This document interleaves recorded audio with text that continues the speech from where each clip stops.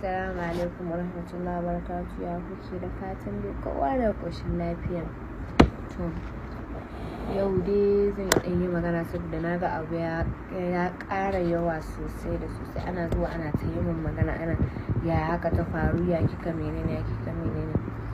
To na san kun ga wani bidiyo yana ta yawo, ana amani ce, ana mai a tura nan, a tura can, ana ta cewa ne ce. To ni dai zan faɗa magana, duk wanda ya da kan shi, duk wanda ya kima kan shi, wannan ta cikin bidiyon da ku je ku ƙwaƙwalo ta can ku burtsuko ta, ba ni bace ba, saboda ina zama ba ku ka kafa min sharri ba ya bi na har lahira, to ba ni bace ba. Kuma duk wanda ya ce ni ce Allah ya isa ban yafe, kuma sai ranar alkiyama mun tsaya ni da shi ko ni da ku ko ni da su sai mun yi jawabi. Wallahi duk wanda ya ce ni ce Allah ya isa ban yafe ba, kuma kun san Allah dai gatan bawa ne, kuma Allah ba azzalimin kowa bane ba.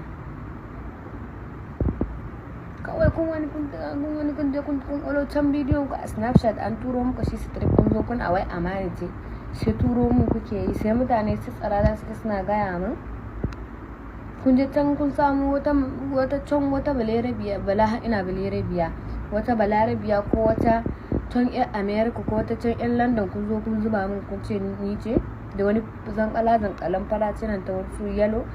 Tun da kuke da ni kun taba gani nayi wannan abun, ko na kun taba gani nayi wannan shiga? Tun da nake da ku ai kun sani, ko duk wanda suke tare da ni su je su duba bidiyon sosai su ga hancin mu ma ba iri ɗaya ne ba.